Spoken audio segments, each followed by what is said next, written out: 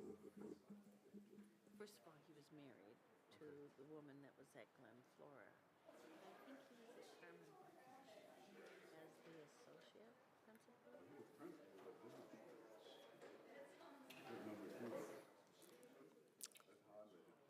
Good evening, everybody. I'm going to call the order. This is the December 18th Planning and Zoning Commission Committee meeting. Could I have a roll call, please? Anderson, Here. Grimes, Here. Haug, Here. Haynes, Here. Young, Here. Carlos, Here. Ewing, Here. Shepherd, Here. Bill. Here. We have a quorum and a full house. Thank you, commissioners, for being here. There you go. Okay, first matter of business will be the approval of the minutes of the November 13th Planning and Zoning Commission meeting. If you've had a chance to read that, I'm looking for a motion. So moved. Wait, I have some corrections. Okay. I just would like to, I don't know who the person was that made the motion, but there's two motions that said were made by Teddy Anderson, who was absent. So I don't know who made the motions, but I'm just pointing out that it says, and motion made by Anderson, Commissioner Anderson, F and G. F and G. Okay. Other So, than that, so Commissioner Grimes brought the motion forward, and Commissioner Haynes seconded. Any discussion? Roll call, please. Carlos, Yes. Ewing, Yes. Shepherd, Yes. Anderson, Abstain, I wasn't here. Grimes, Yes. Haug, Abstain, I wasn't here. Haynes, yes, Young, Yes. Bill. Yes. Okay, thank you. Let the records record that we did have that exception for the Commissioner Anderson wasn't here, so that should be duly noted. Okay, the next business matter here will be the audience time. This is the time when, if you have something to talk about that isn't on the docket of what we're going to be looking at, the agenda, I should say, this is your time to say it. You will have a time to speak of the matters that we're going to be presented out here today with the different calendar items. But do I have anybody that wants to talk about other business of anything else? Okay, if that's not happening then, so we can move on to the second one, and we will go to, let's see, we will go to the, let me get to it here. Okay, Planning and Zoning Calendar number 2810. This is a variance to allow 50% lot coverage for the rear yard of 2015 West Glen Flora. Applicant is Marcella Holton, I believe. Staff, would you like to fill us in? Good evening, everyone. Good evening. It would seem that this is not working too well. Are you able to switch it manually, or is this the only? Okay. Would you mind going up? Okay, it's working.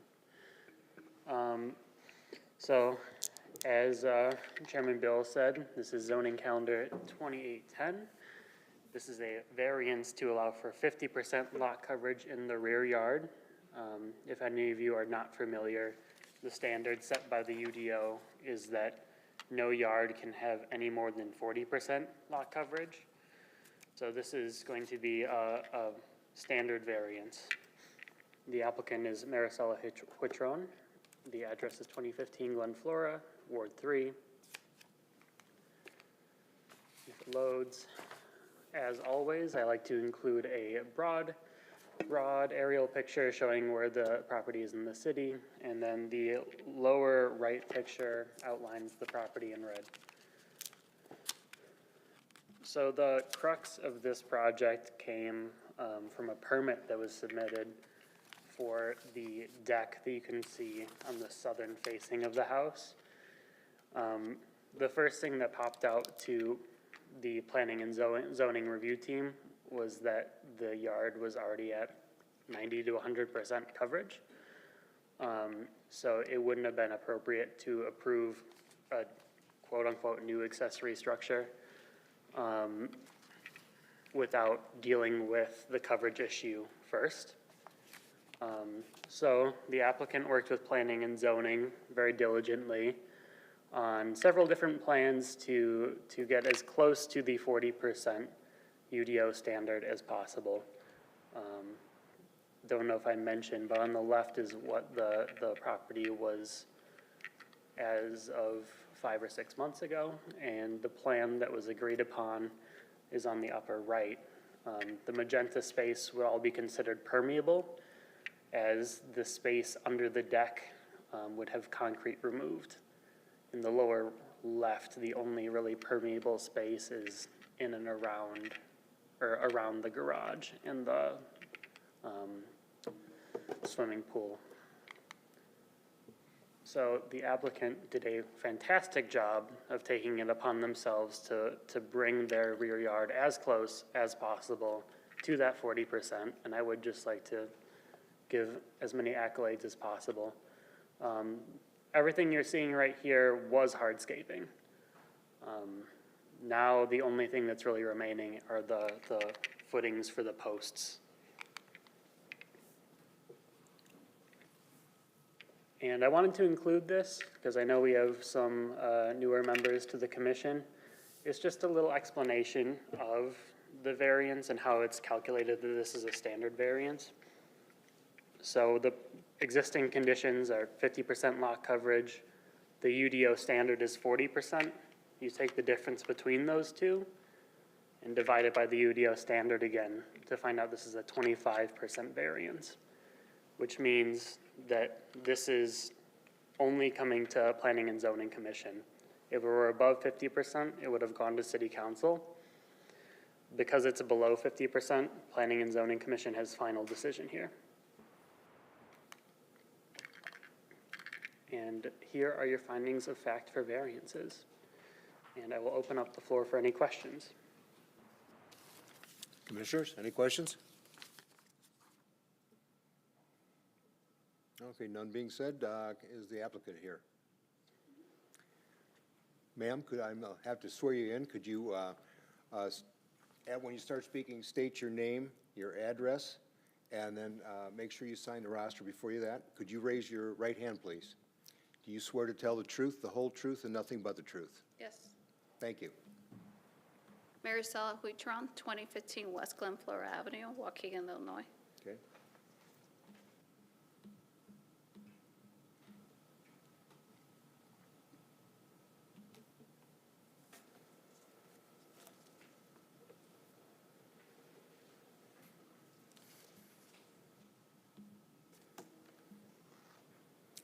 So could you just tell us your statement, your request? I'm looking for the variance of the 25% so I Okay, can okay, continue okay. with the project.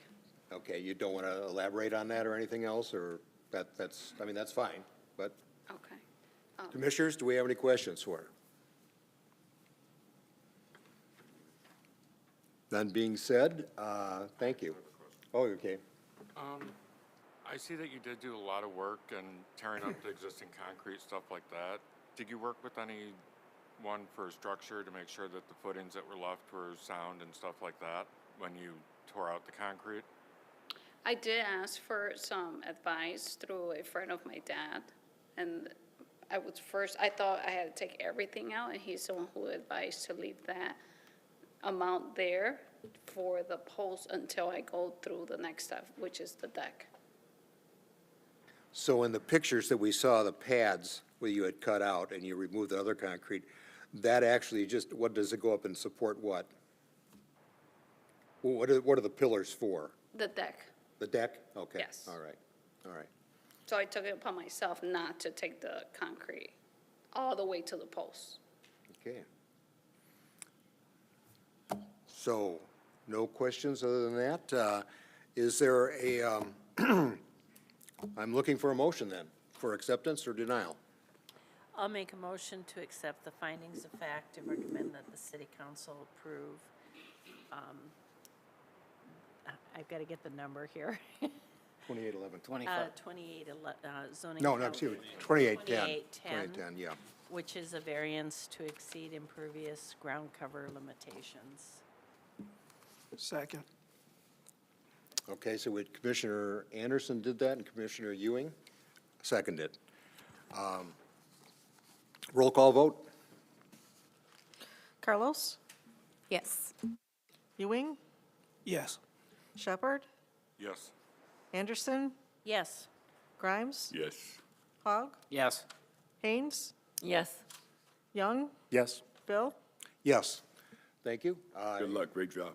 Thank you. Yeah, thank you. You did a really nice job. Thank you. Yeah. Like Sam said, we do look at citizenship to go ahead and do the extra yard, and you did, so thank you. Thank you. Okay. Moving on, we'll go to zoning calendar number 2811. And this is a variance of variance for an 8-foot tall fence at 1400 10th Street. Applicant is Kenny Chavez. He represents Pace Suburban Bus Company. He wants to request to install an 8-foot fence in the interior side yard. Staff, can we hear your report? Yes, good evening, Commissioners. Tyler Williams, planner. I will be presenting zoning calendar 2811. As Chairman said, it is a variance to allow an 8-foot tall fence in the interior side and rear yards. Applicant Kenny Chavez, the owner is the Pace Suburban Bus Company. It is their facility on 10th Street. First Ward, and the zoning district is Health Civic. So the UDO requirement, section 9.03C17A, specifies that a maximum height of 6 feet is allowed in the interior and rear yards for the zoning district. Pace Suburban Bus Company has requested to install 8-foot tall fences for the medium voltage equipment that they installed for their new electric bus fleet. And then the proposal, it is going to be an 8-foot ornamental fence in the south interior yards, and then an 8-foot black vinyl chain link fence in the north interior and rear yards.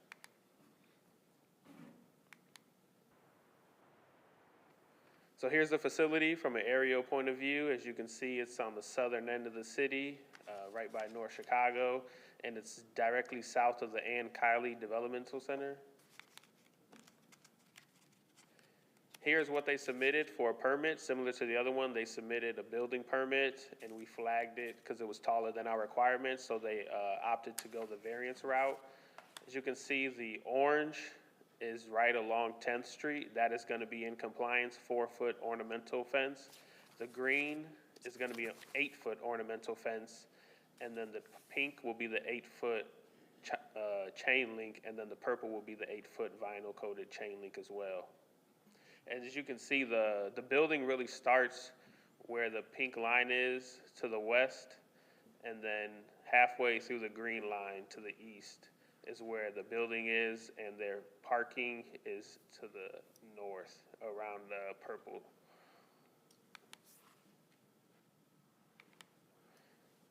So here's a Google image of the fence that's currently there, just a regular chain link fence.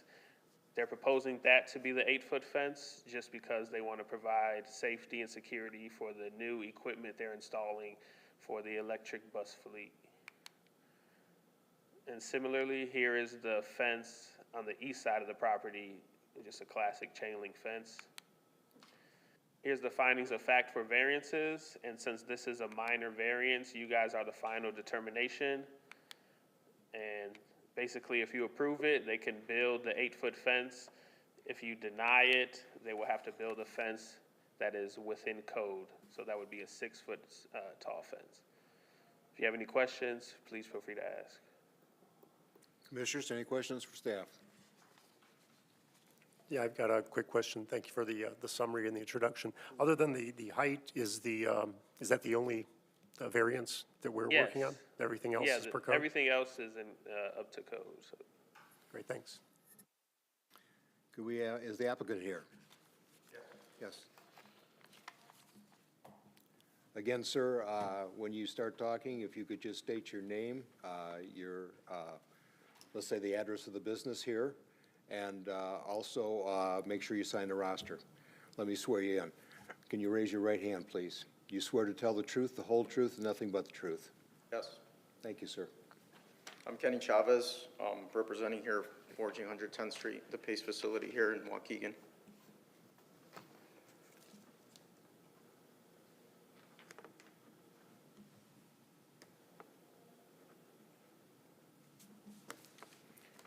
So the purpose of the fence, if I read the report right, you're putting some charging equipment and stuff like that? Yeah, Pace is planning on switching their entire fleet to electric vehicles. So we installed 12 chargers under the Phase 1 contract. Eventually, the Phase 2 contract is starting up, so we're working through design there. Pace will be expanding their facility. Eventually, hopefully, in the coming years, they'll have 60 electric vehicle chargers and buses. And so, yes, in this first phase, we did install some switchgear, additional transformers to supply power to these 12 chargers. So the charging stations is more or less for security too and everything else, just to have the equipment there. Now, there's a ornamental fence and there's a cyclone fence too? Yeah, so our plan here is to utilize 8-foot chain link fence where allowed, and then utilize 8-foot ornamental fence towards the front of the building to make sure we're meeting the UDO ordinances. But obviously, we are requesting to go from 6-foot to 8-foot for security reasons. Understood. Commissioners, any questions for the applicant? I've got one more here. Thanks for coming in. Appreciate your time here tonight. Just for clarification for me, no one from Pace is here. Your role is with the fence contractor, or what's your role in this situation? I work for FH Passion. We're the general contractor on both Phase 1 and 2. I actually do have Julio Kim here, who is on the construction manager side for Pace, who works for STV. Okay, thanks, appreciate it. I did have a question. You said it is for security, and you already have some of your switches and transformers and stuff already on site. Have you had any security concerns while they've been there so far? As of now, no. But looking forward, do you feel that there might be the chance of it? Correct. If you guys visit the site now, it's pretty clear, these pantographs, they look kind of appealing to look at, I would say. They're overhead bus chargers. They have a new canopy and 12 depot dispensers where you can plug in a bus. But so far, it's been good. But also, we've been building in the Phase 1 contract, so we also have a presence out there. We did just hand over the project in November, so it's a little early to tell, too. Any other questions? I'm looking for a motion, therefore, to indicate acceptance or denial. Commissioners? I'll make a motion to accept the findings of fact and recommend the city council approve the 8-foot fence for zoning calendar 2811. So that was, motion was made for acceptance from Commissioner Haig, and Commissioner Grimes seconded that. Any questions? Yeah, just for clarity, so this is a vote to recommend, or are we voting to approve? Approve. Approve. Yeah. Okay, roll call. Carlos? Yes. Ewing? Yes. Shepherd? Yes. Anderson? Yes. Grimes? Yes. Hogg? Yes. Haynes? Yes. Young? Yes, Bill? Thank you. Yes. So your next step will be for city approval. The Community Development Committee will meet on Monday, January 5th. So you'll have to come for that meeting too and present that. No, you don't? Okay, we can approve it? Okay, we're final approval, okay. Never mind. Okay, so congratulations. Thank you. Thank you for making a nice fence there, too. That dresses up Waukegan a little bit. Moving on to calendar zone number 2812. This is a conditional use permit for a small community residence at 509 Julian Street.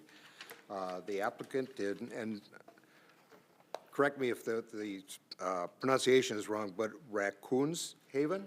Raekwon's Haven. Raekwon? Yes. Okay, Raekwon's Heavy. Okay, staff? Yes, Tyler Williams again, presenting zoning calendar 2812, conditional use permit for a small community residence at the applicant and owner is Raekwon's Haven, 509 Julian Street. If you're familiar with the area, this is directly south of the intersection of North and Julian Street. This point of view is if you're driving down North Ave, getting ready to turn on Julian Street in the 4th Ward core neighborhood. And the zoning is R3. Sorry, I forgot to update that part though.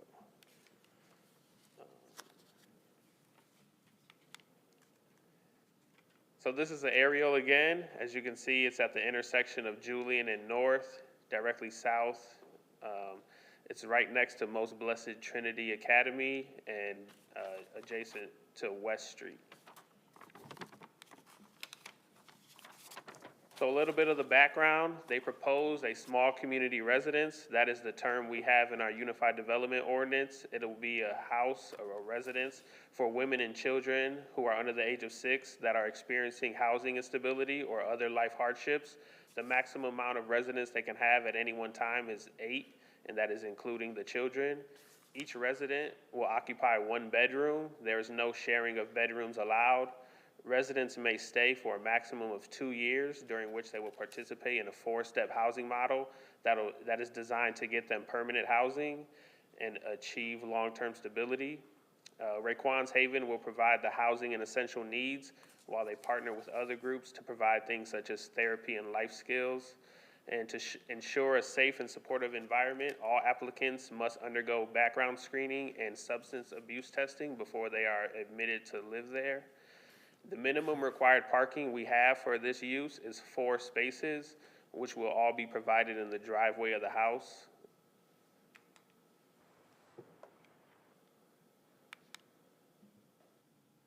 So here's a layout. I know it's a little hard to see, but this is the first floor.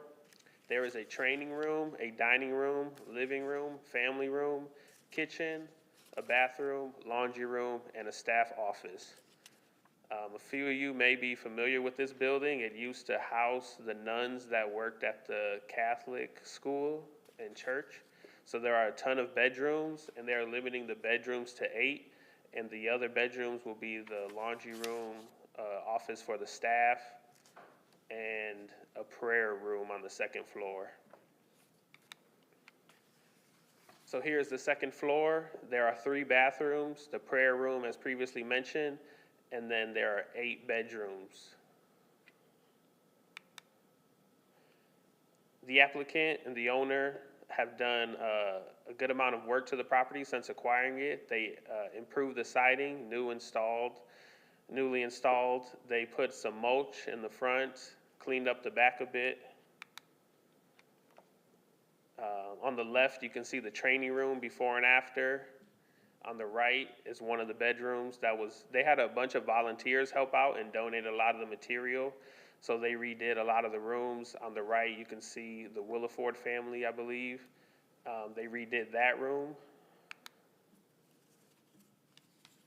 2 more bedrooms, I think this is 3 rooms, but the applicant can correct me if I'm wrong. So you can see they spruced up the property a bit. Again, the left is the prayer room. On the right, we have another bedroom.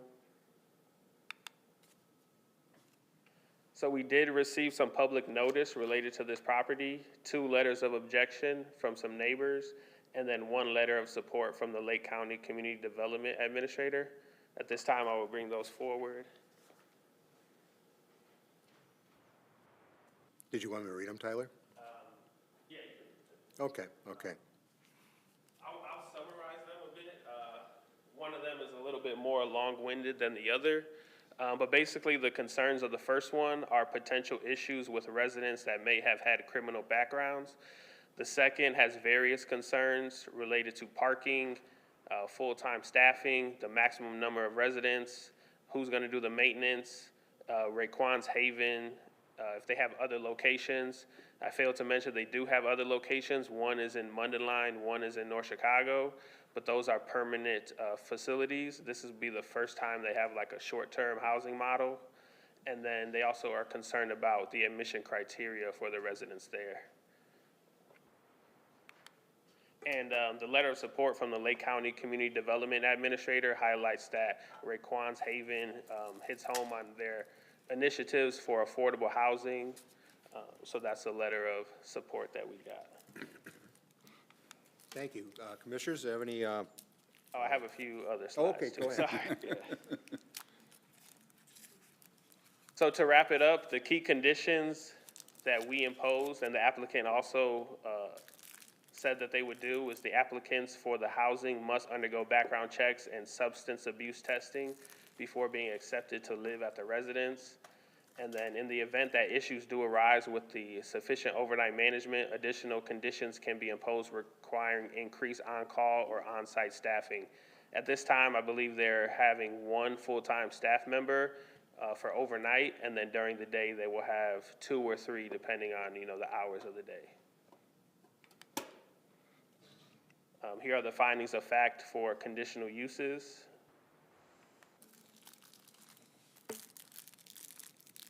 And this will be going to city council since it's a conditional use. So the options, if you recommend denial, and if it gets denied by city council, the operation of a small community residence will not be allowed at this site.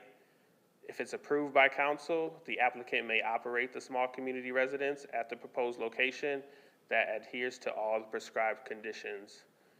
And again, you guys are free to add any conditions, modify them, or remove any that you feel. I believe at this time I will accept any questions from the commissioners. Commissioners, any questions? I just want a clarification. You Gotcha. said each bedroom would house one mother and child? Yes. Or more than one child? No, so the maximum amount of children, I believe, is 1 per mother. Okay. And they have to be under the age of 6, but not every bedroom, or not every, you know, woman is gonna have a child Okay. with them. And tell me who the clientele for this particular service would be again? It'll be women facing housing instability and other hardships in life. Okay. And you said the same group had 2 other facilities that are permanent? And Yes. this would be temporary. What makes the determination between the 2? I think the applicant is here. She can answer a lot of these questions better than I can, if you would like me to have her do that. Why don't we swear you in first? Again, the same thing, when you start, just state your name, your address, or the address of the business, and also make sure you sign up before you leave. Anyway, could you please raise your right hand? Do you swear to tell the truth, the whole truth, and nothing but the truth? Yes. Thank you. And my name is Takesha Baker, and I'm part of Raekwon's Haven, which is a non-for-profit. And to the question, we actually have 5 housings in Lake County, 2 in Mundelein, 1 in North Chicago, which is a duplex. And I'm trying to think about, we have the property in Waukegan, and we actually have property in Ohio. So, yeah. And that's primarily permanent. So the goal is to provide permanent, affordable housing, but there are instances where people can't afford to transition even directly into affordable housing. And if you all know the Lake County vouchers, there is no Lake County vouchers anymore. So many of our residents have vouchers. Some are just needing affordable housing. But in those cases, there are situations where people need less than affordability according to the standards of Lake County until they're able to get on their feet.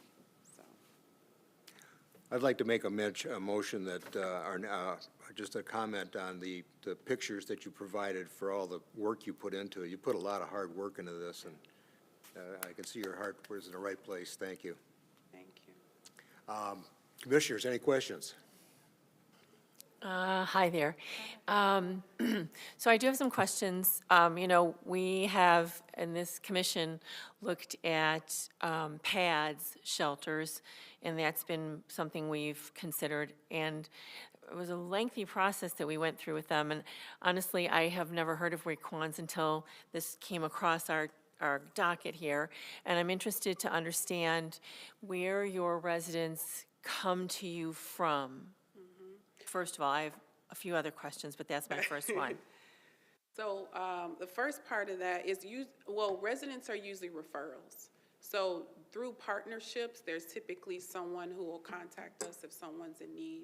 For permanent housing, we connect with or we partner with Lake County Housing Authority, as well as affordable housing sites like affordablehousing.com.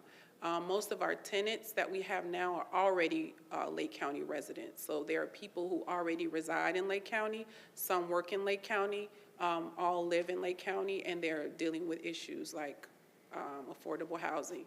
So they're referrals. And ironically, some people may not know this, but some people may have vouchers in Lake County who are residing in hotels because there are many property owners who are not willing to lease to them, even with the housing vouchers. So this is a big issue within the county. And I don't know if you all are part of I think it's called Lake County Housing Coalition that's going on, that's been going on for the last couple months. So I'm also a part of that. So I was invited by Lake County Community Development to be a part of that, just to speak into affordable housing. But they're typically referrals from partners that we deal with. And who, can you name some of those partners that you deal with? So like I'll get a call, which I don't have space now, but from organizations such as IFF, where they're kind of, it's a finance institution, but they partner with other organizations that where people need help with housing. They'll contact me. I work with Lake County Housing Authority. They'll reach out as well. Trying to think of all the names. Specifically, there are partners like that, maybe United Way, different people who I've kind of built relationship with. It's just kind of being part of the Lake County ecosystem, and they'll reach out. Unfortunately, now I don't have anything available. The transitional housing is a space, like I said, where it's an additional space where they'll have their own private room. And I have a story all behind that, behind my experience and how I was blessed and how I was a teen mom and how I experienced that and how I was blessed to go to college and become an executive and get into real estate development. And thank you. And it's a lot of times where people just need a space. I was that teen mom that I just needed a space and I was denied a space. So it's just I'm very passionate about it because I lived it. So I'm just pouring that back into I see myself in the people that I'm helping. That's part of the reason why I've never dealt with substance abuse. So that's not my lane. So I tell people I can refer them to people who need help, but in order to stay at our facility, you would have to go through a background check and a substance abuse check. And if that is their story, then we'll have to refer them somewhere where they can get that proper help. But I got to stay in my lane. So the clientele, the residents that you have, so for instance, the PADS shelters take homeless people who do have potential substance issues, do have potential criminal issues, and so there is a concern letter from a resident in terms of the criminal element or whatever. And so can you speak to, are these people, like you speak, like a teen mom that just needs a place? Are there people that do have criminal histories, or you already spoke to the substance abuse, but what about like criminal? Yeah, that's not like I said, that is not our lane either. So if that is someone who has a criminal background, then we have to refer them to somewhere that does. The difference with us is PADS is a place that you can go to for the night. and stay, and then you can go your way, right? Or a week, and you can go your way. This is more of long-term. They can stay there for 2 years. So this is a home. This is not a overnight shelter or weekly shelter. This is, they're there, they're coming every single day, they live there, they reside there. Not as if it's like a temporary, you know. So it's like an apartment, basically. There you go. It's a room. And nowadays, many people are renting rooms Right. because of affordability. This is just that aspect of they can do that with us and then still have that supportive aspect of being referred to partners that can help them with learning about things, job training, referrals for that, financial literacy. I have a background in accounting, so I'm really passionate about financial literacy. So those kind of things to add on, it's like renting a room and having a bonus of having someone cheering you on for the next 2 years to get you into permanent housing. And at the end of the 2 years, what if the person is not ready financially or any other way to be on their own? What happens with them? So I would not say, well, we'll put someone out because they're not ready. I think every situation is different, and that's why we have to have the steps, is to find out, okay, why are they not succeeding? Within probably 6 to 8 months, we'll have a plan for each person to say what is happening with them and why are they, maybe they needed to be in the supportive housing center. And there are some that we are trying to build relationships with Lake County Housing Authority and other housing authorities to be able to get them supplemental housing assistance, so when they leave, they can go into permanent housing with that. Because the reality is, some of the cost of housing, even with someone getting up and working full-time, is still not enough money. Like, we think about the service people who work in our communities, or we think about the people who are even working at our local Walmart, right? And they don't have a voucher, and they're just working every day just like we are, but they're making a minimal amount of money, and they can't afford $1,200 or $1,500 or $2,000 a month for an apartment. And the reality is they're really trying.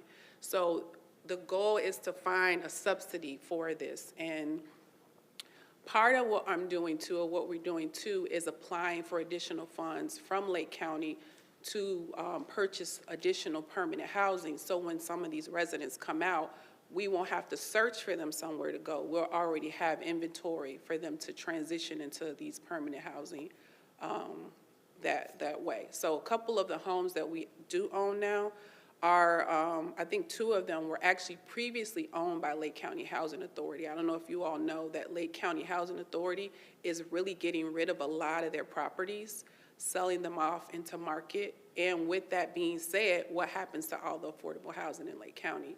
So being in this kind of group, I get contacted to say, hey, Takesha, we have these homes. I'm like, I can't buy all of them. I can maybe get 2 of them and start there. And then I worked with Dominic, which is at Lake County Community Development, to help apply for some CBDG funds to acquire them. So not 100%, but some of the funding to help to buy them. And then I use IFF and Chicago Community Loan Fund to subsidize it so that I can purchase it and keep it affordable. So those are instances with 2, where now those 2 homes are being occupied by single moms who actually work in Lake County. So, and just to say, one of them, the homes in Lake County, I don't know, gotta give me a time, I apologize. One of the homes in Lake County, we got so many applicants for them, and one of them was in Mundelein. I felt so bad because I could only pick one, and they already live in the county, they already work in the county, but they, it's hard for them to find a place to stay. So, yeah. I so admire your passion and the program that you have. I'm a Realtor, I understand the housing issue, and I support people who look for housing. I just want to ask you this question because it is a concern that another Waukegan resident raised. What type of, do you have supervision there during the day and in the evenings? And if you could detail that a little bit, because that is a concern of neighbors. And while everything you're saying sounds like you have very well thought this out, I just need to have it on the record for people who do watch this hearing or want to hear about it to know what your plan is regarding that. Yes, there is always an overnight resident person there who will be there with the residents. So there's a room specifically for that. And then there'll be people there during the day, depending on occupancy. So if we only have 2 residents there, we're not gonna have 3 people there at one time. So there may be 1 person in that instance. If we have the occupancy that we're expecting, and the thing is, we have 8. And I think the smaller the group, the better. So even though this is a very large home, I don't know, this home is about 4,300 square feet. It has 11 rooms. But I don't feel that it should be at its capacity. I feel like we should start with 8. We should, if a parent has a child, that takes up 2, right? So if there's a single person without a child, that's 3. So there's not gonna be, the capacity for, tons of people there. And with the size of the home, I really honestly don't know what anyone else would have done with this property, because it's like perfect for the setup for community housing. And ironically, I found out about this property at one of the kind of housing meetings, probably back in 2018 or 2017. I sat next to this woman in one of those meetings who was from Catholic Charities, and she just was talking to me, and she was like, hey, this property's in foreclosure in Waukegan. I hope somebody does something great with it. And then I was like, oh, okay. So I take her, what's the address? So then I find out it's owned by Fannie Mae. It's in foreclosure, and I go take a look at it, and definitely needed some work. And I said, I'm gonna try to get it. And, fast forward now, you can see it's been a lot of work done, a lot of people supporting the work that's being done. And I think some of the people that has the concerns would be my concern. And like I said, just staying in the lane of, there's different, helping people in need is totally different for everybody. Everybody's passion is different. People with criminal backgrounds, somebody could be passionate about that because that's what they experience. Someone with, addictions, they may be passionate about that. But our organization is not to say we don't want to help, but we're not to help everybody. It's for us to stay in our lane. So there will be people on premises. We actually already have exterior cameras at the property that are monitored. We have an alarm system at the property, and there will be cameras inside, but only in common areas. So that's like the living room, kitchen area, dining room area. Awesome. So on top of the staff, we do have cameras. So at any time right now, we could, pull up the camera and everyth's videoed, so we can see outside. I appreciate your answers, and thank you for taking the time. Appreciate it. Thank you. I'd like to mirror that, the passion and the solution you're offering for the situation we have. That's very good work that you do. Thank you for that. Commissioners, are there any other questions? Yeah, I just have 2, one for, I'm looking for him on the wrong page, Takesha? Yes. Okay. Takesha. Right. You didn't mention it, but you mentioned several other locations. You're the founder of Raquan's Haven. Yes. How long have you been operating the organization? Well, actually, I incorporated Raquan's Haven in 2004 when I was about 23 years old, going through the things that I'm wanting to help people with, not knowing when that day would come. I was in college, and I'm like, one day I'm going to help people just like me, and I incorporated it. So that's the incorporation. So that's 2004. But I would say in the last 10 years is when I've really kind of ramped up and start doing things, because I actually worked for a not-for-profit for 16 years that I resigned in April of this year, which was really hard. But I felt like there's no way for me to really push this forward and put as much work as I need to put in it doing that. I was an executive at an organization called Alpha USA, and I was their CFO. And I had a lot of responsibility, and there's no way I could do both. So I kind of stepped out on faith, and yeah. Okay. So yeah, that and some other things that I'm doing for-profit side for real estate development, but this is my passion project here. Thank you. And this may be more a question for either you or city staff. Just a confirmation, you referenced this used to be where nuns were housed, affiliated with the church nearby.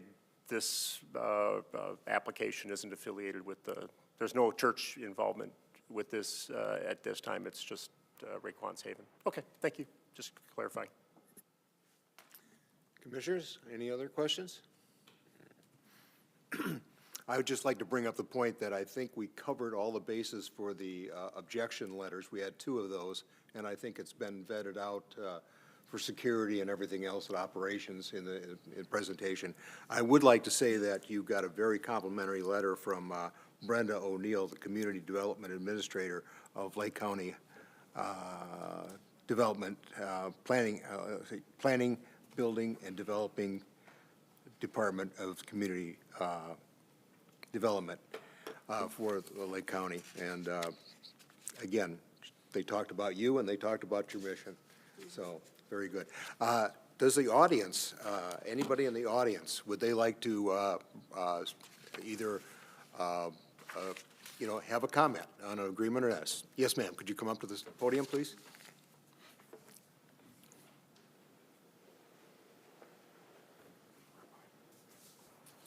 Okay.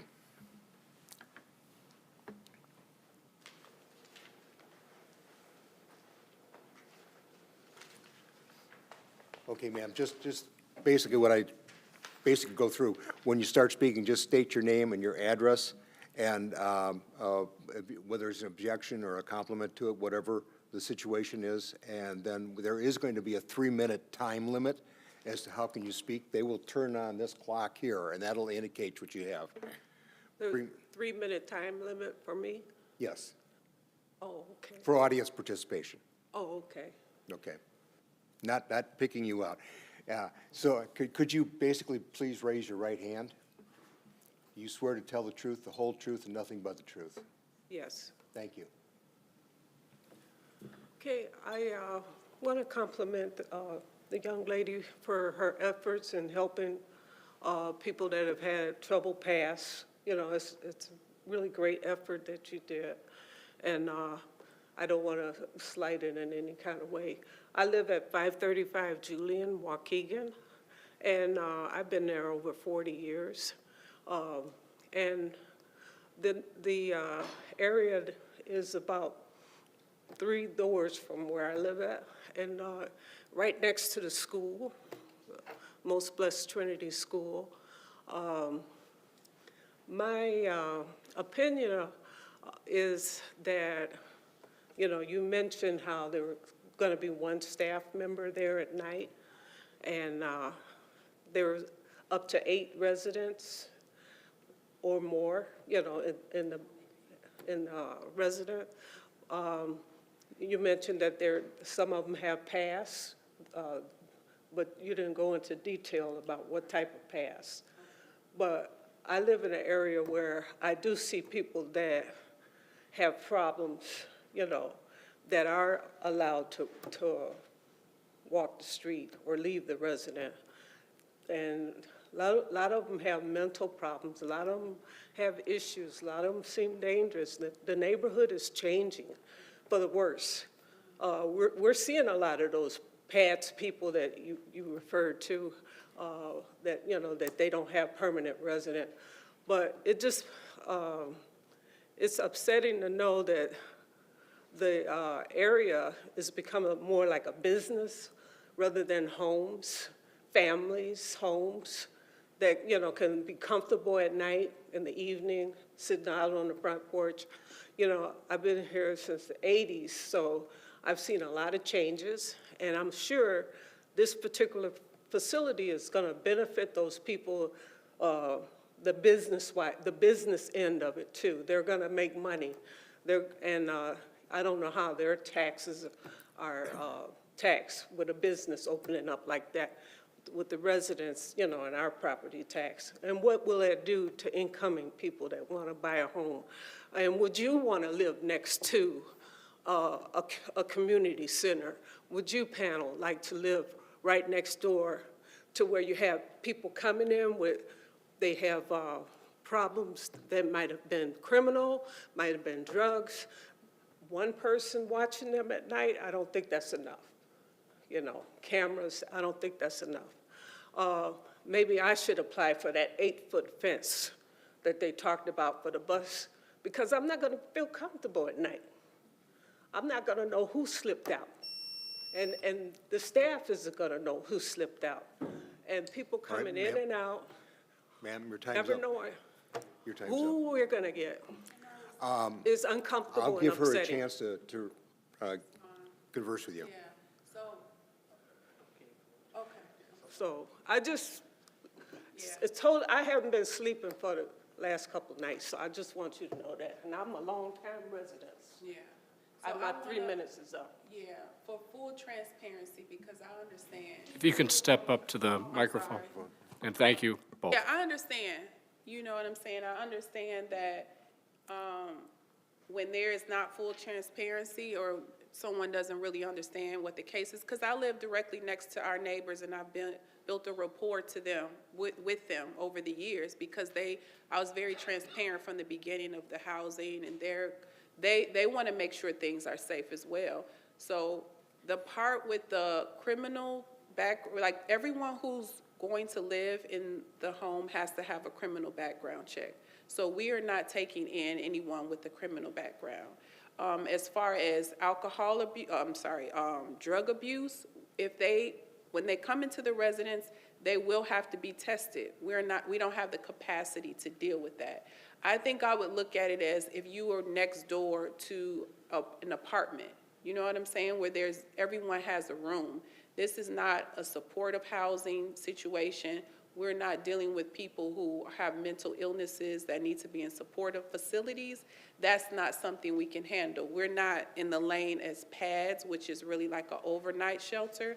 I experienced that as well, having the property there, making sure that it's secure, because there are sometimes people who are walking down the street that could be from the facility. I don't want to assume that they're up to something, but I've had instances just owning the property where people have tried to get in the property, so I've had to secure it. So and that's because it's vacant. You know, I would prefer like occupied property living next to me with people in the rooms versus a vacant property and people constantly trying to see what they can get into or how they can, get into the property. That's why it's actually fenced in right now. So myself and the neighbors agreed to, fence the driveway to prevent people from just walking up, because over time people know, okay, this is no one over here. Let me go in and see what's going on.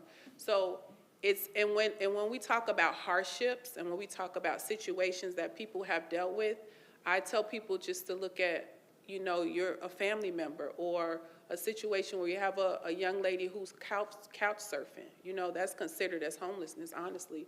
If you and your child have to go sleep on someone else's couch, there's nothing wrong with you. You just can't afford to get your own apartment, right? Or you have a child and you don't have enough support, or these are the things when I'm saying hardships. I'm not referring to substance abuse. I'm not referring to criminal backgrounds. I'm not referring to those. I'm referring to, hey, my story. I was pregnant at 17 years old, and where am I going to stay if I'm ashamed or I don't have a family member to stay with, or things like that. That's what I'm referring to. Not mental health, not drug addiction. So just clarity in that instance. And then I'm welcome, like people who are interested, who are kind of the neighboring people, if they want to learn more about it or they want to look inside the home, we can have a conversation about doing that as well. I don't know if that's allowed, but I'm just saying, I don't want you to feel afraid. That's not that kind of home. And like I said, the home used to be community property, a community housing, when nuns stayed there. I don't know if you said you've been there. I remember all the big keep out signs, and they all disappeared right before this meeting. Big signs, keep out, but all of a sudden they disappeared. And it wants to be presented as a nice place, but. Oh, I don't have any keep out signs. I'm not sure. The presentation. I just, for the purpose of order and for fairness to everybody, past, present, and future, since we were at the 3-minute mark, I got you. the public comment, just from you individually, you had reached your exhausted time, but thank you. Takesha, may I ask you, I wanted to ask you a question which might help ease this citizen's mind to some extent. In the staff report, there are conditions that they've listed as their recommendations to the commission here. Have you looked at those? Yes, and they're also, those things are in our application. So Okay. in the conditional use application, they're also the fact that we're doing background checks. They're also the situation where we're doing drug testing. So that was part of our application. So it's just more so echoing Right. that condition. Okay, as part so of it. the reason I'm bringing this up is that, and I wanted to tell you that in the report that the staff has presented to us, and there are conditions that they have suggested that we put on this situation if we were to move forward and approve it to go to city council. And so, just so you know, the conditions that are listed that might help ease your mind a little bit are, number one, they've already in their application, and staff is recommending the drug testing aspect of it. There's also another condition in there that says that in the event that issues arise with sufficient overnight management, so the overnight staffing, if it is sufficient or not, additional conditions can be imposed requiring an increase of on-call or on-site staffing. So if you see issues regarding overnights that become a concern to you, you can contact planning and zoning, and these conditions that they're agreeing that they would follow can then be revisited to see if the staffing is in fact sufficient to make the neighborhood feel safe and that everything is running smoothly. So there's an avenue for you if there's overnight concerns. Another one is that the residence is subject to review and assessment by the Planning and Zoning Commission commencing at the time of approval of the conditional use permit. So once it's approved by the City Council, the Planning and Zoning Department can review this conditional use at any time. And it specifically says such assessment will determine whether the applicant is complying with the conditions that we've put into this if we choose to move forward with these conditions as outlined here, and any findings of non-compliance, meaning they're not following these rules that we're asking them to do and they're agreeing to do, can result in the revocation of that conditional use permit. So there are avenues for you as a resident if you find that, as Takesha is presenting it to us, is not what is actually ends up happening. You have a pathway to come to the city, to the Planning and Zoning Department, and talk to them about that, because this is a conditional use permit. So does that make sense to you in terms of what I'm saying? Does that make you feel a little bit better? No, it doesn't?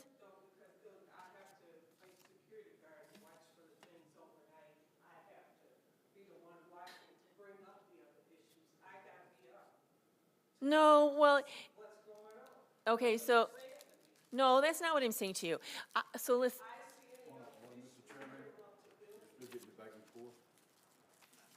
Yeah, let's just for the, Okay.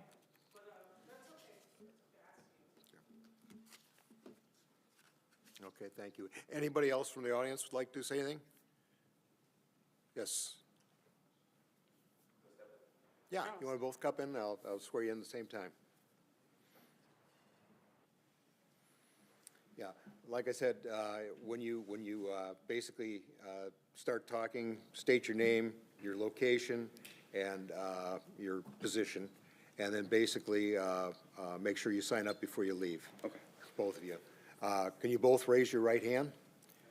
Do you swear to tell the truth, the whole truth, and nothing but the truth? I do. Thank you. Go ahead, sir. Yes, my name is Victor Felix. I'm also the alderman of the 4th Ward, 41 South Buttrick Street.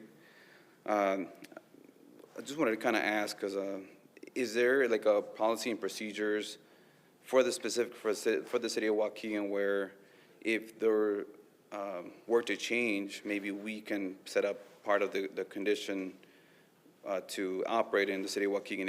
If there were to ever change in terms of the type of people that are being able to be housed in this location, if there were to be ever change, that we would be able to, that it would, we would not allow for the, for the permit. It wouldn't be be able to, they wouldn't be able to operate pretty much. Tyler, could you speak to that? Yeah, are you asking if the ownership changes or if the applicants that are Well, living there? if they have like a policy and procedures in place that we have, and if there were to ever change, I would like for us to be able to review the approval. Yeah, the condition that Commissioner Haynes pointed out, that if anything changes or we can review the conditional use at any time, we can either revoke it if we don't, agree with the changes, or we can call it back to this commission and review it at that time and either add conditions, remove conditions, or modify conditions. Okay. So yeah, at any time during the life of the residents, we can always review it and call it back. Is there policies and procedures in place? Like, do we have a copy of that? Like, hey, this is how they operate? And Yeah, then- it would be on the rental license and the business license when they apply for it. Okay. And it's on the staff report, which is the conditional use. So it's an ordinance that's passed by city council, and that ordinance is a living, breathing document that will state all the conditions. Okay. And I understand the concerns of the residents of that lives right by the property, because looking at the housing problem, they kind of get all bunched up, and we kind of see what's been happening with pads. But I do see that this is another kind of arm of helping people that are struggling. And I do like the fact that there's specific people that you're letting be housed in your locations, so that kind of keeps certain people away that honestly is causing concerns to a lot of our community. So my concern was just that if there's policy and procedures in place, and if those get changed in any kind of way, then we would be able to revoke the operation of your homes. So, okay, well, thank you. Thank you, sir. Yep, and residents, I think you messaged me. I'm not sure if you messaged me, but I can answer any questions, or we can get together. Thank you.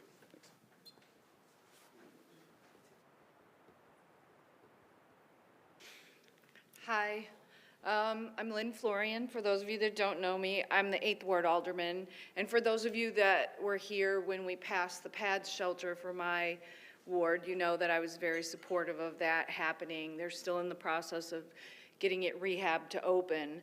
But I just wanted to make you aware, if you weren't, that the Trump administration has dramatically cut the money available to pay for housing for people in need, including those with mental illness or disabilities. Just a little over a week ago, they made it a law. Right now, program administrators estimate they spend about 80% of their money to provide permanent housing for people. And the new law, starting in January, the new rules for HUD require agencies to screen people for immigration status, number one, to comply with a new administrative executive order, and deprioritize any programming that emphasizes race or a definition of sex other than as binary or humans, but that doesn't apply to this necessarily. But it does, they require work permits. So after January, only 30% of their funding will be able to be used for permanent housing. So they estimate in the Chicago area that 8,500 permanent supportive housing beds throughout the state that are funded by federal money will no longer exist. So the housing crisis we have is about to get worse, starting in 10 days, what's today, the 18th, 12 days, 13 days?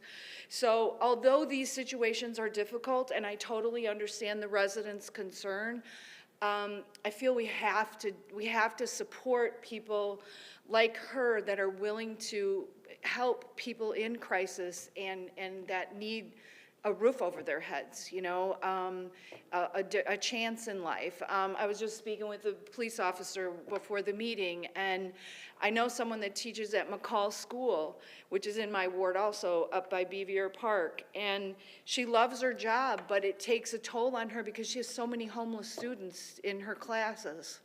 And it's just heartbreaking to me. You know, I kind of feel like my ward is the nicer part of town, right? And yet here we have these, you know, I don't know what the numbers are anymore, Brandon, but I know you and I talked when you were on the school board. There were 500 homeless students in Waukegan. Now, that doesn't mean they're on the streets. They might be couch surfing, as we talked about earlier, but anyway, anything we can do, and we will work with you, ma'am. I know Alderman Felix will be there to help any situations that arise. I'd like to know, though, in my last 6 seconds, do you have issues with your other homes that you have? You don't get a lot of... And those are. Thank you. Those require the same kind of checks, but Okay. Commissioners, any questions? Thank you. Chairman, the Waukegan School District has people that deal with homeless students. So we're proactive in that respect. Thank you. Thank you. Any other questions? Okay, I am entertaining a motion for approval or disapproval. I motion to accept the findings of fact and recommend the city council approve the conditional use permit for zoning calendar 2812 with the conditions identified in the staff report. Second. That was by Commissioner Shepard, and Mr. Ewing will second that. Roll call, please. Carlos? Yes. Ewing? Yes. Shepherd? Yes. Anderson? Yes. Grimes? Yes. Haug? Yes. Haynes? Yes. Young? Yes. Bill? Yes.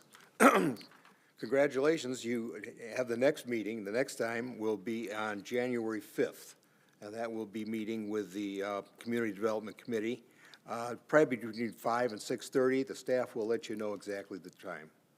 Thank you very much. Good luck. If you need Good help, luck to I can you. help you. God I'll give you bless a you. card.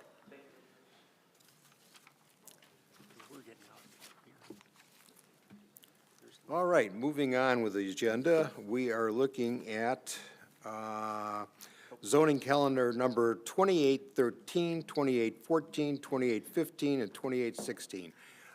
There's 4 different sections of this area, and it's basically, we'll just, I don't know, should we have to vote on them individually, Council? Or, Well, I think it would be, I think it would be the most effective for the purpose of the record to do a vote individually on it. Okay, If we okay. can. okay. Sam? Yeah. It's all one variance. The reason that it's separate zoning calendars is because it's individual parcels that touch the same fence. So we've approached it, even though it's a separate zoning calendar for each property, it's still one project. The variance is for one continuous fence. So we're okay with it either way, as Corporation Council suggests. So whatever you recommend is. Yeah, you said there are 2 different property index numbers? It is 3 or 4? 4. Oh, right. Yes. So 3 of them are existing, and one of them is the part of Gladstone Avenue that you recommended and council approved to vacate. So that doesn't have a parcel index number yet, but will as the county assigns it. Probably more form over substance, but if separating, I think would be Okay. the best way to go. Okay. Right, we got a little bit of an introduction already, but this is a follow-up to, of sorts, to a case you heard 1 or 2 months ago for the vacation of a portion of Gladstone Avenue. These zoning items are in particular for style and height of fence in the front yard. I know we typically don't think of front yards as something that businesses have or anything other than residential parcels have, but that's how this is being classified.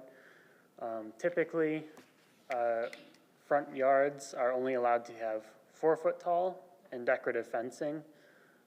The fencing as it's installed here is 6 feet tall and chain link, which is not considered decorative.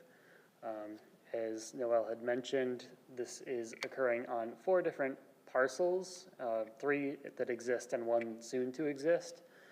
And that's separated into the 3 separate zoning numbers. Next slide. Okay. Is it gonna stay? Cool.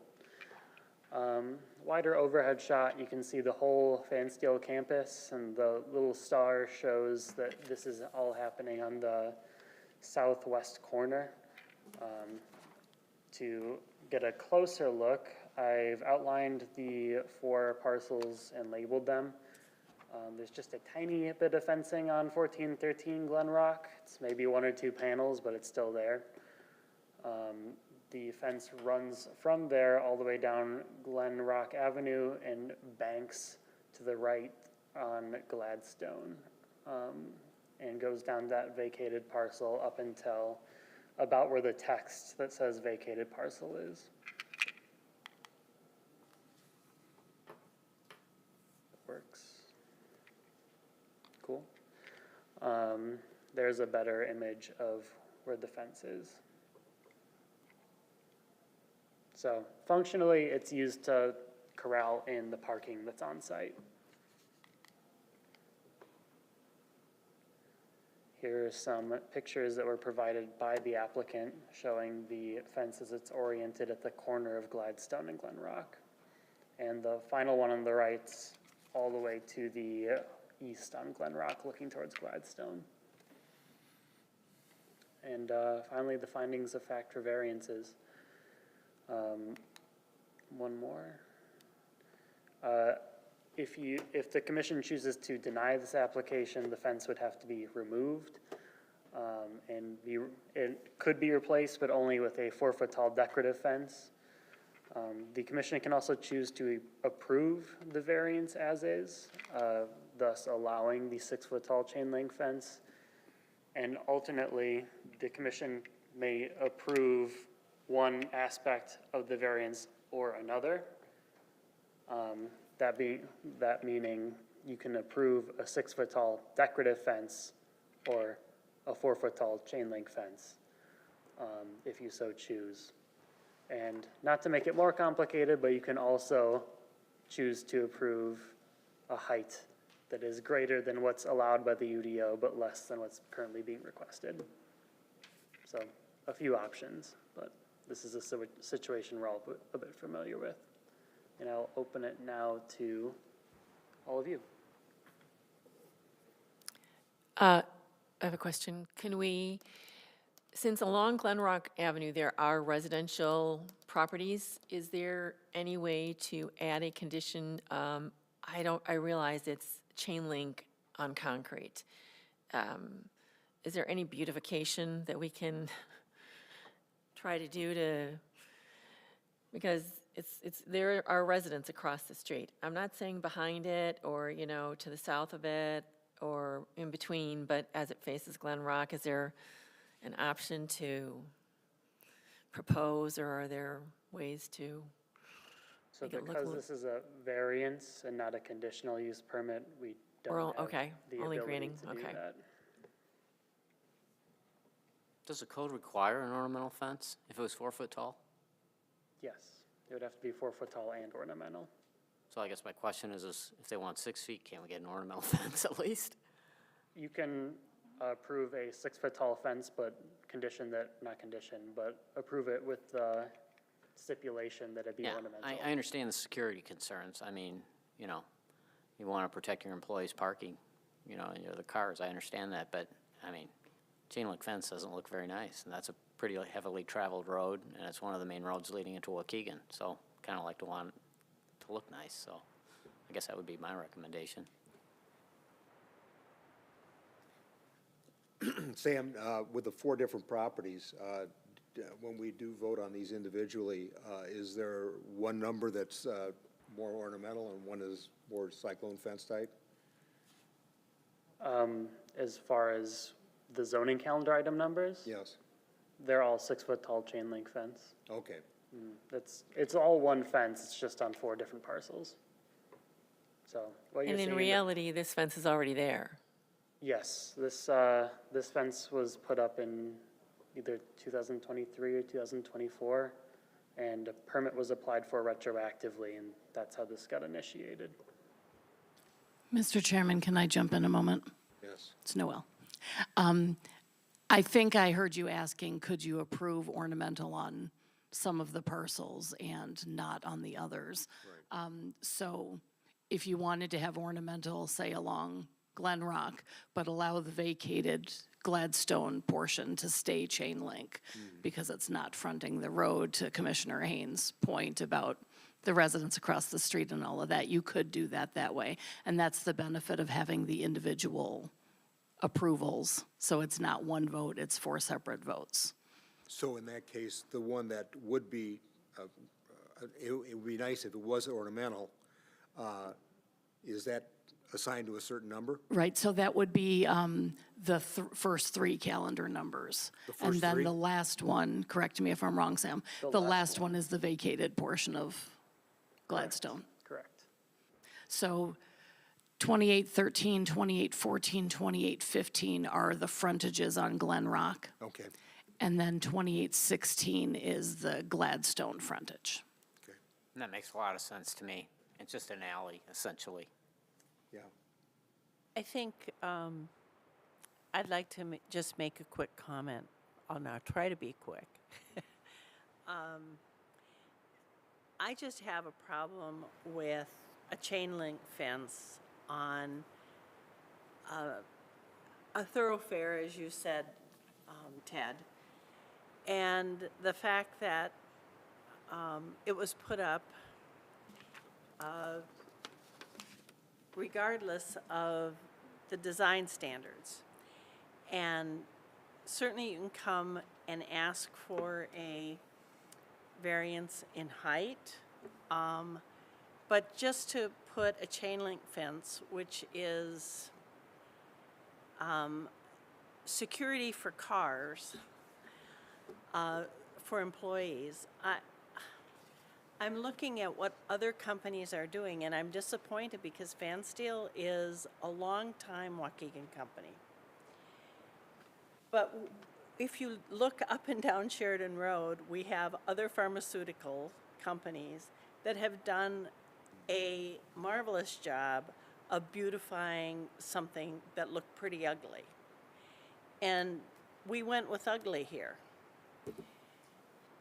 And Waukegan is trying to place make, and chain link fences on the part of our corporate community, I mean, it goes against what we're trying to do in the city. And I'm just very disappointed in the company, the way it was handled, and the outcome, and I would not vote for this particular variance as it's stated. I would vote for a variance of a higher ornamental fence.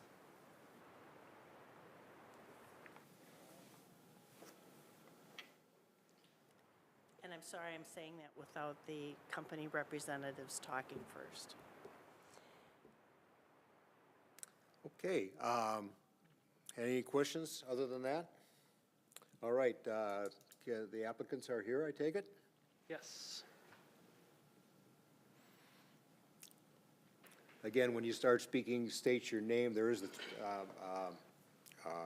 there's no limitation on your talk. Basically, you would state your business address and your position of what you're doing. And can I swear you in first? Could you go ahead and raise your right hand? You swear to tell the truth, the whole truth, and nothing but the truth. I do. Thank you. So I'm Bill McKenna, and I'm counsel to Fan Steel, and I'm here. I'm Tony Lockett, Vice President of Operation at Fan Steel. And my business address is 321 North Clark, Chicago. 1219 Glen Rock. So we really want to get right to it because we think that it's really important for the commission to understand why is this fence there? So I'm going to ask Mr. Lockett, tell them, why did this fence come to be there? So I want to kind of paint the picture here. So this fence was put up as a part of COVID. This fence was put up in '20. It was approved by former Commissioner Salas, George Salas. So we didn't put this up prematurely. We asked. We've had lots of incidents on this road. That's one of the reasons we put this up. We had a security guard officer get run over by a car in '24. We had a drive-by shooting in the properties right across the street from the fence, which is on Gladstone. We've had 3 cars come out Buttrick and run into our conference room where we do training, and everybody's in there all day. Fence is a 24/7 operation. So we sought approval for this fence for parking, and we've moved all our people off the Glen Rock side because there's a lot of dirt bikes and four-wheelers and stuff running up and down that street all the time. So we don't even allow our employees to park on the Glen Rock side at all. We put this fence up as a barrier to protect our people as they come into work. We've since purchased all 3 residents, so there's no residents on the south side of the fence. We own all that, and we've also just purchased Waukegan Steel Building. So we own that whole road all the way around, exception of the auto shop on the end. The plan is to one day to actually box it all in so that you have to badge in and out because we are a pharmaceutical company. We supply pharmaceutical ingredients. We're known for the purest in the world.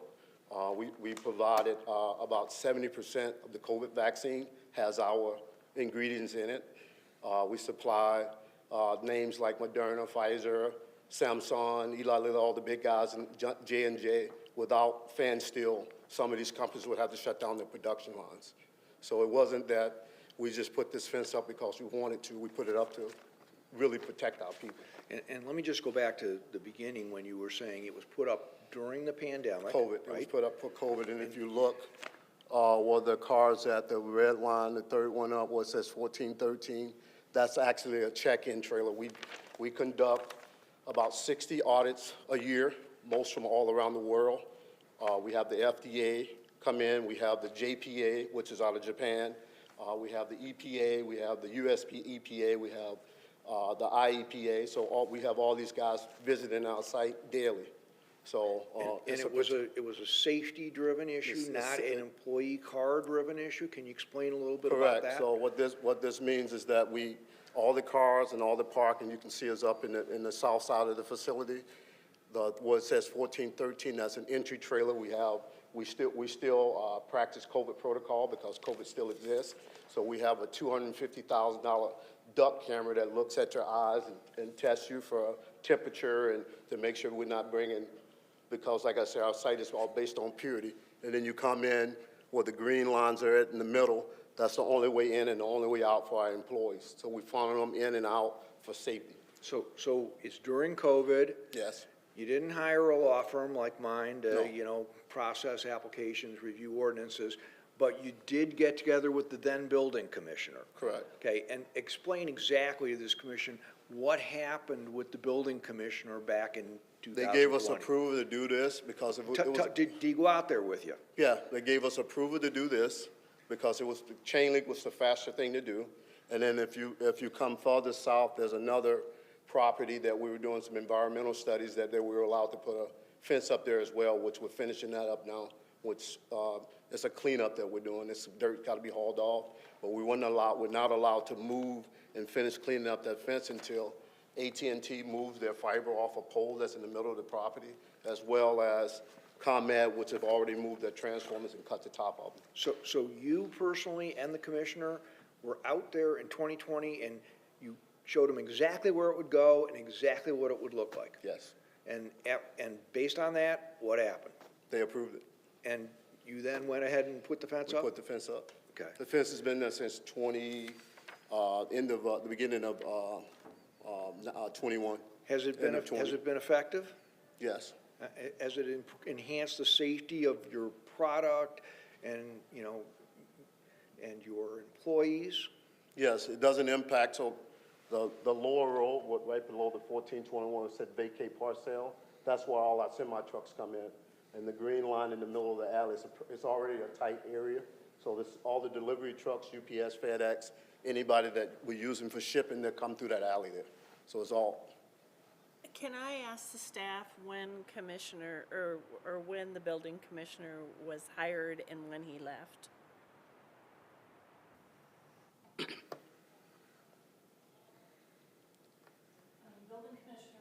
Is this on? Yeah. Building Commissioner Sellis was here during Mayor Taylor's administration, so he started late in 2021. Her term started in May of 2021. So he started late in 2021 and left a little over a year ago. So how does that fit with what you're saying? That's when we did it, right after COVID. The Commissioner George Salas is the one that approved this. So have you gotten any complaints from your neighbors? No, not that I'm aware of. Okay, and do you think it's done a good job of enhancing safety? Yes. And are you here asking for this variance because you just want to save a little money? No, it's not about the money. Jim prefers the chain link fence, the owner of the company, so he thinks it's safer. Does he live in Waukegan? He lives in Connecticut. Okay. Yeah. You know, I just want to disagree with you. First of all, I agree with the fence. I think that's great. I agree. I mean, I think, you know, the fence is wonderful. I just don't like chain link, frankly. You know, so, you know, everything you said about safety, I'm with you 100%, you know. And I guess my other question is when he approved it, did he give it to you in writing? No, it was them in the conference room. Okay, that was a mistake. Yeah. You always get it in writing, Yeah. okay? So, I'll go I'm back sorry, and I just think we want to have an ornamental fence, I'll sorry. go back and look at my emails and see if there's some email traffic. I should Yeah. have done that before I came here. And I don't even know if he has the authority. I don't know, Noel, does he have the authority to I say was something gonna like say, that? does he have the authority to override code? Not have the authority as an individual to override a planning and That's force something code. we shouldn't be And looking I at really, on that. you know, and I don't want to, we're not here trying to say, No. you can't do this to us, you know, we're good citizens. You know, we want to do what's right for the community. We want to do what's right for the company and for its customers. And, you know, we're here asking for a variance. I mean, the planning and zoning, to their credit, found out about this, saw it, said, what is this? This is inconsistent with our zoning code. And now we're here asking you for a variance. And we're perfectly fine with a 6-foot variance. At least I am. I don't want to speak for that one. I've got no problem with it at all. I have a problem because I live in this community and I want it to look nice. So all we're asking, you said it's not a money thing, so, you know, I disagree with the CEO, president of your company. You know, I don't want to have a chain link fence going around the property next to where I live. So I would, you know, just simply ask, we understand your security concern, we just want an ornamental fence. We have property on Belvedere that we do have ornamental fences on, so that we just put up. So I don't think he would give much pushback, but I mean, if this is awarded, but I mean, we do need the fence. Okay, and we understand that. I don't think anybody in this commission disagrees with that. Yeah. I don't think anybody in this commission, I don't want to speak for the commission either, but I don't think anybody disagrees that you need a fence. And as, Or the height of the fence? Yeah, no, and I don't think that'll be an issue. It's just the chain link. It's a public thoroughfare, there's neighbors there, the code doesn't allow chain link. You know, I think we can put it to a vote unless there's public that wants to comment, but. I actually almost would want to continue this because seeing that the last time you guys were in front of us, it was to vacate part where you put the fence on public property and we had to vacate part of it. I'd actually almost like to continue this to see what your ideas of an ornamental fence would be for that area.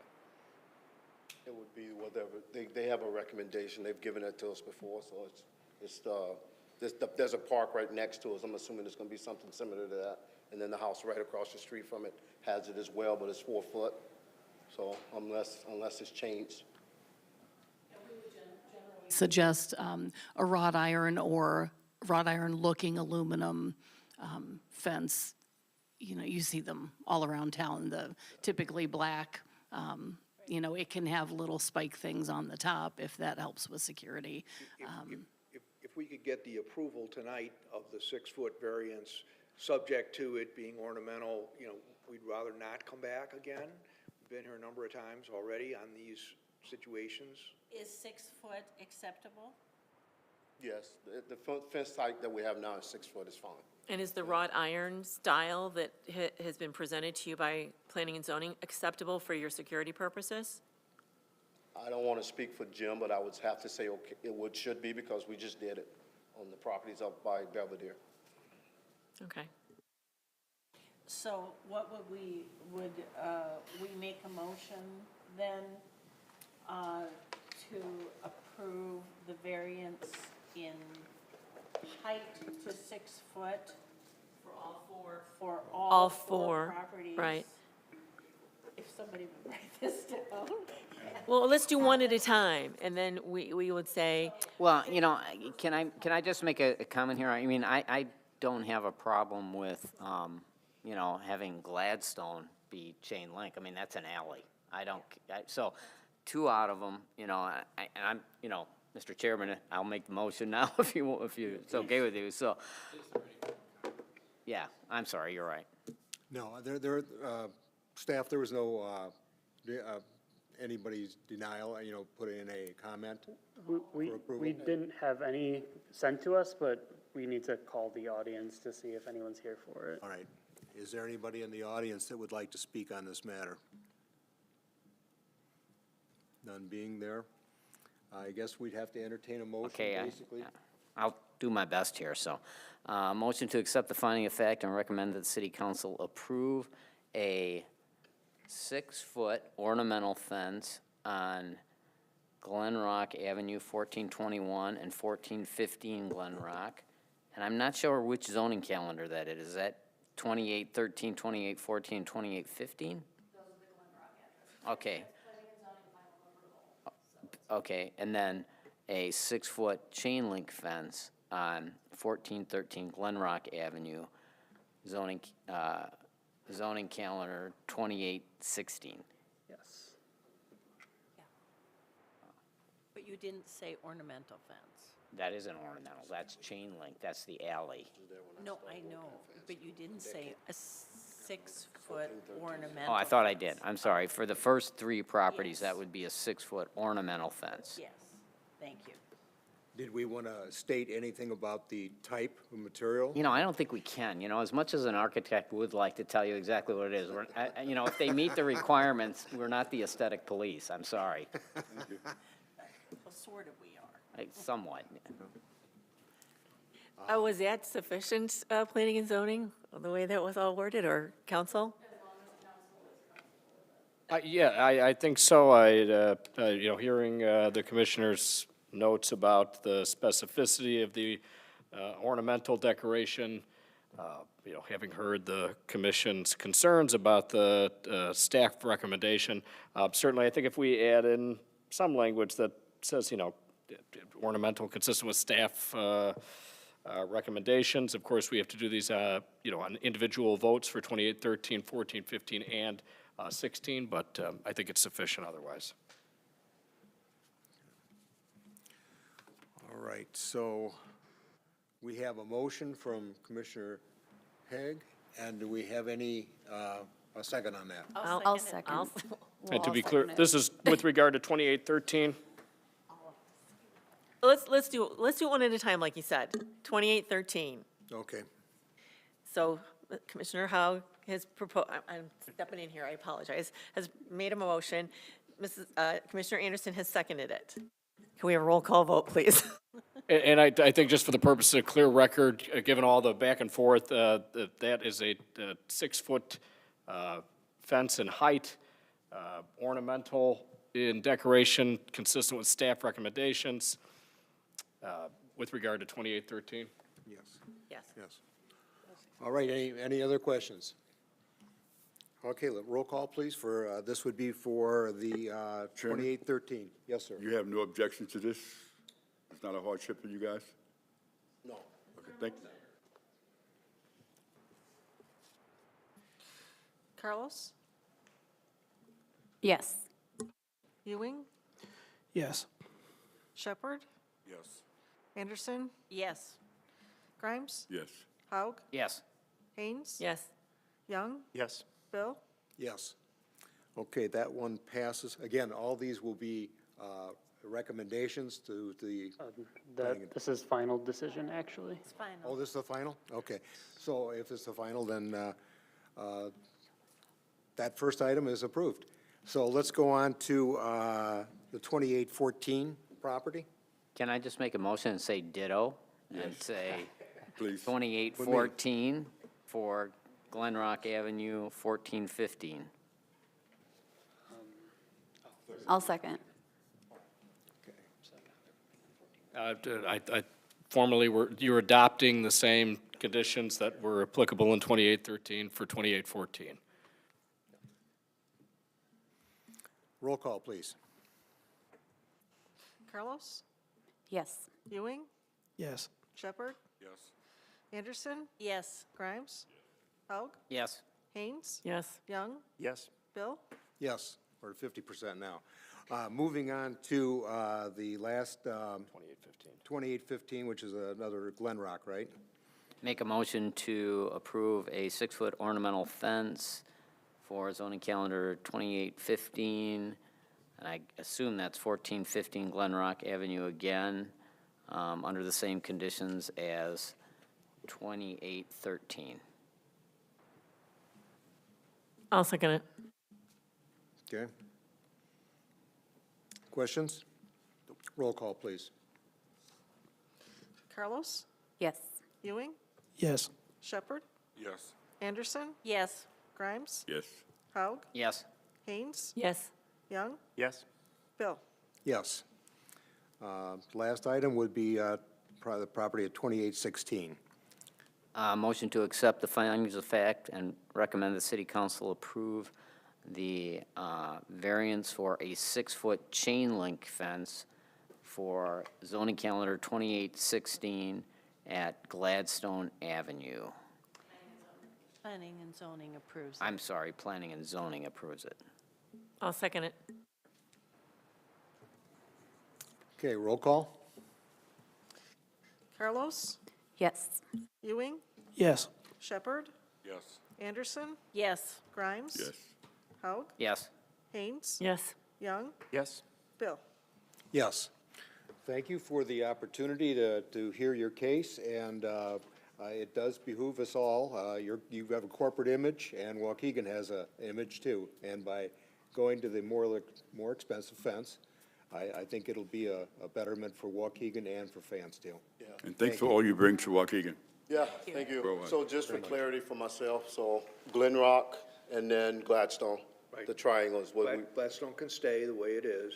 Glen Rock, you've got to make it ornamental, but it can be 6 feet. Yeah, so you're okay with Gladstone? yeah, All right. yep. Just wanted for clarity. Thank you. Yes.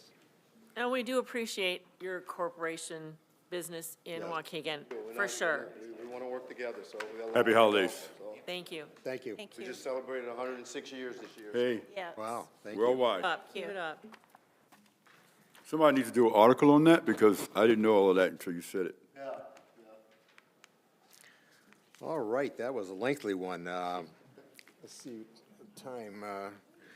Let's take zoning calendar number 2817. This is a conditional use permit to operate a vocational school in the B2 Community Shopping District.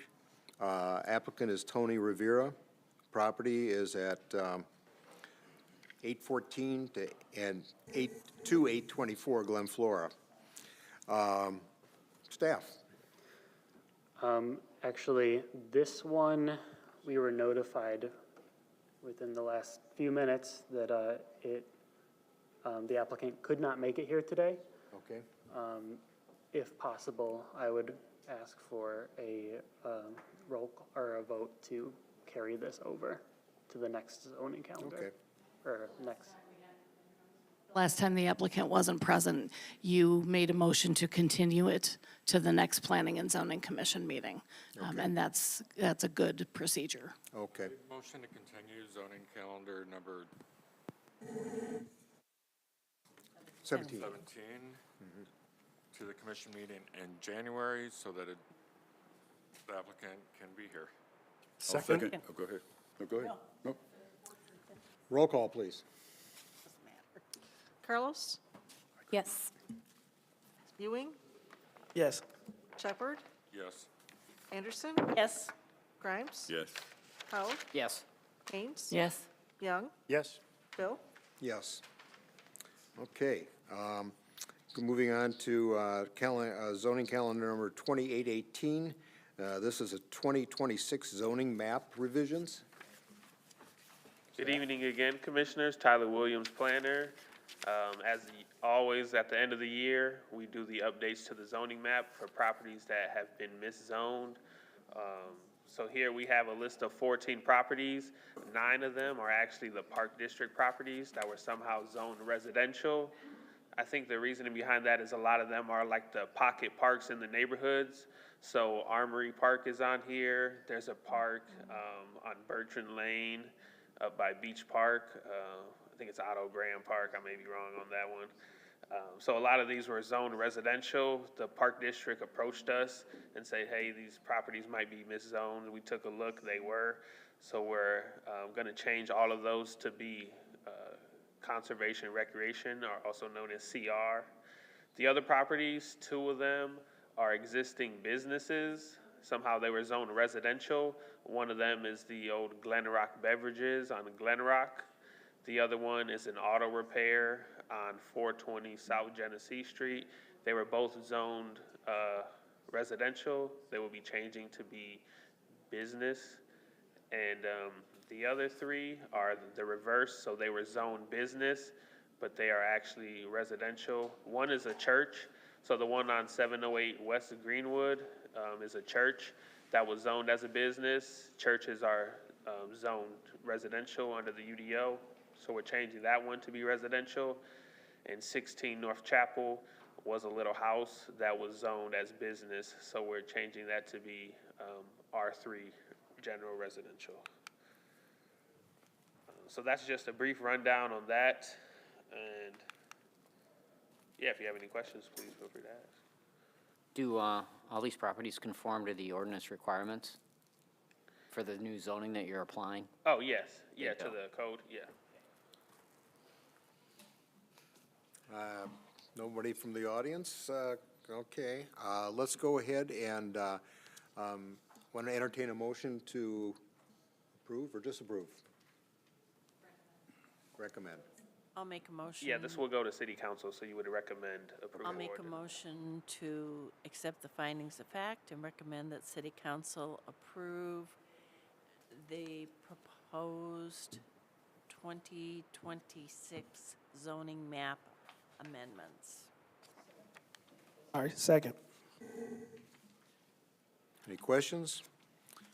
Roll call, please. Carlos? Yes. Ewing? Yes. Shepherd? Yes. Anderson? Yes. Grimes? Yes. Hoag? Yes. Haynes? Yes. Young? Yes. Bill? Yes. Moving on to the last business item will be approval of the 2026 Planning and Zoning Commission's regular meeting schedule. This is something we have to present every year, so the next year is livened up. And we have a document with the dates and times in it. I have no problems with the dates right now, so. Yeah, this one is pretty straightforward. As Chairman said, we're legally mandated to pass these dates. As you know, the meeting is held on the second Thursday of the month at 7 p.m. If you ever wanted to change the time of that meeting, this would be the day to do it. But if you like the 7 o'clock meeting, feel free to vote on that. Okay. Had to throw it out there. Do I entertain a motion to accept? So moved. Second. Okay.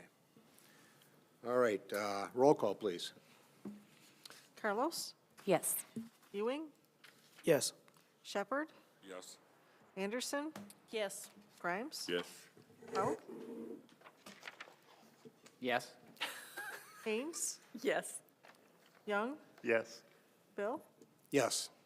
Okay, that carries too. That concludes the business. Just before we ask for a motion to close, I'd just like to wish everybody in our YouTube audience too, happy holidays. And thank you for putting up with us. Thank you. Thank you. Happy holidays. Do we need Do to I have a motion to Motion disposal? to adjourn? Motion that we adjourn. Second. All in favor? Aye. Thank you. Happy holidays, everybody. Happy New Year as well.